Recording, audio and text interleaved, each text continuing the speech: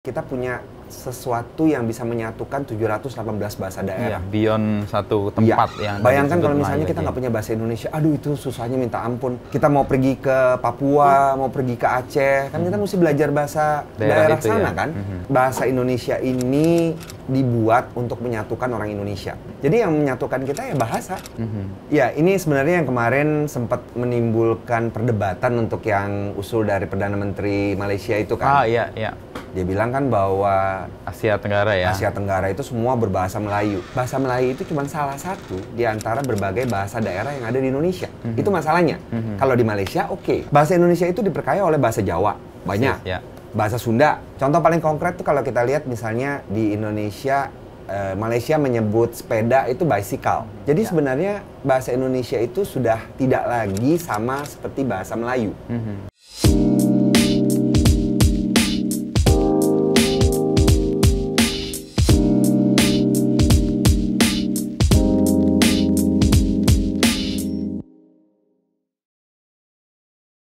Jadi menurut saya sebenarnya kalau seseorang ada di media sosial dan dia berangkat dengan keinginan untuk belajar, bukan untuk defensif, dia itu bisa belajar banyak banget.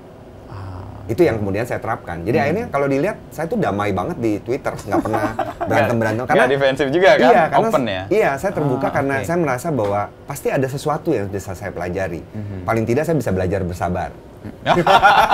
Itu pasti banget. Belajar bersabar. Tarik nafas dulu kalau mau balas gitu ya. Woles aja, santai. Tapi bener, karena pertanyaan dari warganet, akhirnya saya cari kan Sumber-sumber ya. Sumber-sumbernya. Itu yang memicu saya, Mas. Karena pekerjaan satu, karena komunitas, dan karena warganet. Dan kepada 3 kelompok itu, apa yang Mas Ivan pelajari, Mas Ivan balikan lagi ya? Betul, karena saya merasa berutang budi kepada mereka. Saya ingat waktu saya 2007 itu mencari-cari sumber rujukan bahasa, susahnya minta ampun. Oh iya, Gak ada tempat bertanya, Mas. Mau nanya ke siapa kan? Dan ketika bertanya pun jawabannya macam-macam. Jadi akhirnya kemudian sekonyol apapun pertanyaan saat ini, saya berhusnuzan, berbaik sangka. Oh ini orang baru belajar.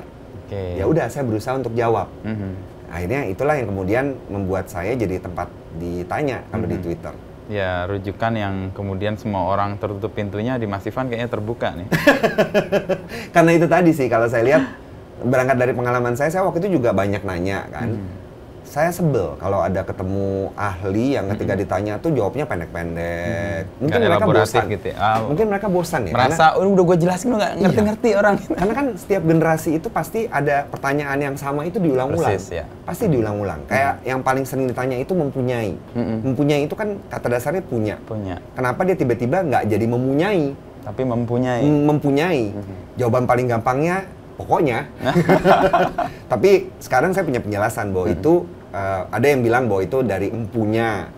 Cuman secara pembentukan nggak masuk akal. Jadi akhirnya sekarang penjelasannya itu cuman itu bentuk pengecualian. Dalam bahasa yang dimungkinkan. Beda sama yang pemrograman tadi ya? Iya. Tapi Mas Ivan nggak sebel dengan ketemu pengecualian-pengecualian itu kan? Sebelumnya kan program kan itu kan sesuatu yang di luar dari sepakatan atau pola yang ada ya. Saya sebenarnya ingin jadi ke Webster. Webster itu kan yang dia lakukan menertibkan ejaan kan. Dia buat kamus, habis itu dia ubah tuh semuanya. Mengikuti kalau saya itu. Bisa bikin kamus Ivan. Nggak, Webster kan ngambil nama belakangnya ya. Iya, Lanins. Kamus Lanin. Saya akan ubah itu menjadi konsisten semua. Cuma saya pikir buang waktu ya. Artinya itu kan harus kemudian menyebarkan konsensus lagi kepada semua orang. Dan kayaknya itu kan malah berlawanan dengan prinsip dari bahasa kan yang berkembang. Betul. Dan dia sesuai dengan konteks, sesuai dengan komunitas yang menghidupi. Dan itu yang mungkin membuat pengecualian-pengecualian itu juga muncul ya. Ada sisi kreativitas yang diwadahi. Betul. Di balik ketertiban orang pakai bahasa yang tadi sangat mengatur tadi ya. Kalau Mas Ivan sendiri dalam perjalanan kan kemudian menemukan beberapa netizen yang bertanya, dan itu kan mendorong untuk mendapatkan sources yang baru ya, karena jawaban pokoknya A, pokoknya B nggak diterima. Ketika mencari itu, menemukan sumber-sumber mudah atau sulit juga? Pada akhirnya kemudian ada masa ketika saya itu secara rutin harus ke Gramedia beli buku bahasa. Oh, Jadi gini, saya waktu itu beranggapan gini, kan saya banyak dipanggil oleh institusi nih, dapat uang nih waktu itu. Itu di luar pekerjaan tetap saya yang jadi konsultan kan. Itu kan uang jajan nih. Jadi waktu itu uang jajan saya alokasikan buat beli buku. Buku kebahasaan. Kalau dilihat sekarang lemari saya tuh kayaknya udah banyakan buku kebahasaan daripada buku pemrograman gitu ya? Atau manajemen. Akhirnya saya alokasikan untuk itu, Mas. Sumbernya sebenarnya banyak ya? Sumbernya kalau kita pergi ke Gramedia atau toko, ntar saya pikir promosi lagi. Memang ke Gramedia waktu itu perginya. Karena toko buku yang menyediakan satu rak khusus yang untuk kebahasaan itu memang cuma Gramedia. Pergi ke Gramedia ya tinggal yang saya lakukan cuma lihat rak itu, ada yang baru nggak nih? Saya cuma lihat gitu aja. Terus mulai berkembang toko buku daring, kebetulan ada satu situs waktu itu yang memang mereka punya rubrik khusus bahasa. Saya rutin aja tuh setiap bulan, saya punya uang, saya alokasikan, oke saya beli buku kebahasaan. Jadi situ kemudian kemampuan Mas Ivan menemukan jawaban atas pertanyaan netizen itu didapatkan sourcesnya ya, atau sumbernya ya. Kalau di era sekarang kan bahasa itu sangat dinamis ya, kalau tadi saya mengatakan bahwa salah satu yang membuat bahasa itu tetap hidup kan karena dia terus berkembang. Kita kan sering mencampur-campur bahasa nih Mas Ivan. Dalam percakapan, bahkan dalam bahasa tulis pun sekarang orang udah sangat nyaman. Kalau Mas Ivan melihat itu gimana sebagai tadi polisi bahasa? Tahun 2006 itu saya bekerja di perusahaan Indonesia, cuman bosnya waktu itu orang asing. Klien-kliennya banyak yang dari Australia. Ketika itu saya nggak peduli waktu saya bicara, Pak, meetingnya di cancel, pesawatnya di delay. Saya tidak peduli bahwa ketika saya berbahasa, saya menggunakan dua bahasa. Semakin saya mempelajari bahasa, saya semakin menyadari bahwa kemampuan untuk bisa memilah kata bahasa apa yang kita gunakan, itu ternyata membutuhkan pemikiran. Sama seperti waktu orang belajar yoga, dia mengatur napasnya kan. Bernapas itu kan sesuatu yang alami kita lakukan. Tapi begitu belajar yoga atau belajar berbicara di depan publik lah.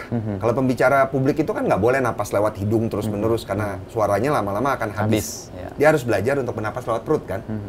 Nah, dari hal yang sederhana ketika kita menyadari itu kita lakukan dengan baik, hasilnya pun juga akan semakin lebih baik. Jadi buat saya saat ini nih ya, kalau diminta pendapat saya secara secara jujur, menurut saya kemampuan untuk bisa memilih apa yang dikeluarkan secara lisan ataupun yang dikeluarkan secara tulisan itu menunjukkan kemampuan orang untuk berpikir tertib. Menurut saya, walaupun kemudian akan orang-orang yang berpendapat, oh ya udah yang penting pesannya sampai. Tapi waktu kita bicara nih misalnya, kalau kita tidak berpikir kata apa yang kita gunakan, kita kan nggak bisa mengendalikan kan tanggapan orang terhadap apa yang kita sampaikan kan. Dan itu dimulai dari yang paling kecil, menertibkan pikiran. Jadi buat saya kemampuan untuk memilih kata itu menunjukkan bagaimana seseorang itu serius terhadap cara dia untuk menyampaikan pendapatnya. Nah kalau kita tertib berpikir, lalu ekspresi dari ketertiban berpikir itu kan harusnya lebih luas ya, karena kita tahu pakemnya. Dimungkin nggak orang tetap akhirnya kan tadi menabrak sesuatu yang sudah tahu tuh. Misalnya gini, saya tahu bahwa saya ingin menyampaikan pesan A, tapi kalau saya pakai itu kayaknya kurang enak nih konteksnya, maka harus pakai sesuatu yang sesuai dengan konteks. Jadi cerdas banget kan berarti dia kan. Artinya dia tahu apa yang mau dia sampaikan, terus kemudian dia memasukkan unsur lain yang membuat pesannya itu menjadi lebih persuasif. Tapi itu harus dimulai dengan kemampuan tertib berpikir dulu ya? Menurut saya begitu. Ya, karena itu akan membuat kita ngerasa, kalaupun mau melanggar, kita udah tahu aturannya nih, yang dilanggar apa. Dan ketika kita menyampaikan, oh dia sengaja melanggar itu, supaya pesannya menjadi lebih sampai ya.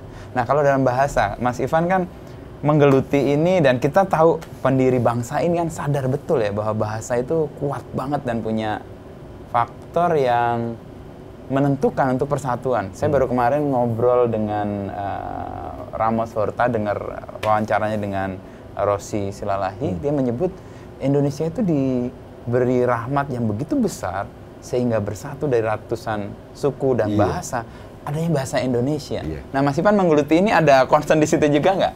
Menurut saya itu para pemuda kita tuh cerdasnya luar biasa waktu tahun 1926 dan 1928 itu. Waktu itu saya kan baca ceritanya kan ya.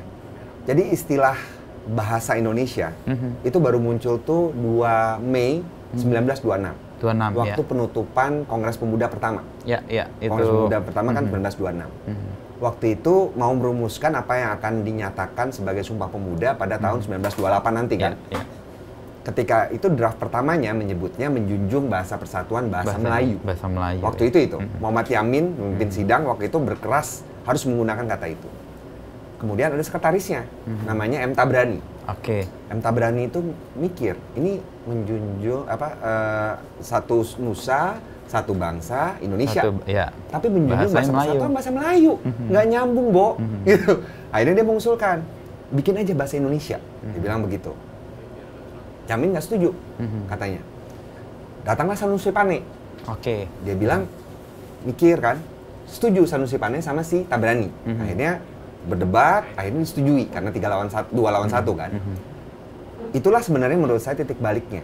Itu yang membuat kemudian kita punya sesuatu yang bisa menyatukan 718 bahasa daerah. Beyond satu tempat yang bayangkan kalau misalnya kita nggak punya bahasa Indonesia, aduh itu susahnya minta ampun.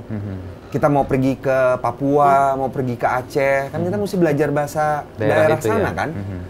Jadi secara politis menurut saya bahasa Indonesia ini dibuat untuk menyatukan orang Indonesia. Mau pakai agama nggak bisa. Agama menyebabkan kita berantem. Suku kita banyak banget kan. Jadi yang menyatukan kita ya bahasa.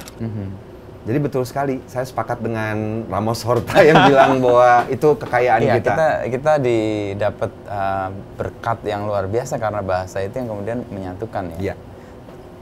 Pemilihan Indonesia itu kan meskipun basisnya bahasa Melayu ya, itu kan juga kayak ini bukan bahasa Melayu loh, ini bahasa Indonesia, bahasa yang menyerap juga dari tempat-tempat lain juga ya. Ya, ini sebenarnya yang kemarin sempat menimbulkan perdebatan untuk yang usul dari Perdana Menteri Malaysia itu kan. Dia bilang kan bahwa Asia Tenggara ya. Asia Tenggara itu semua berbahasa Melayu. Bahasa Melayu itu cuma salah satu di antara berbagai bahasa daerah yang ada di Indonesia. Itu masalahnya. Kalau di Malaysia itu memang bahasa Melayu itu menjadi satu-satunya bahasa. Di Indonesia enggak. Bahasa Indonesia itu diperkaya oleh bahasa Jawa, banyak. Bahasa Sunda, banyak. Bahkan bahasa luar kan, Arab. Arab. Latin. Betul. Contoh paling konkret tuh kalau kita lihat misalnya di Indonesia, Malaysia menyebut sepeda itu bicycle. Immigration bahasa Inggris ya. Karena mereka patokannya semua diserap dari bahasa Inggris. Kita menyerap dari bahasa Portugis, bahasa Spanyol, bahasa Cina bahkan kan. Jadi sebenarnya bahasa Indonesia itu sudah tidak lagi sama seperti bahasa Melayu. Karena itu tadi kita memiliki bahasa-bahasa daerah yang banyak dan interaksi kita dengan bangsa selain bangsa Inggris itu besar.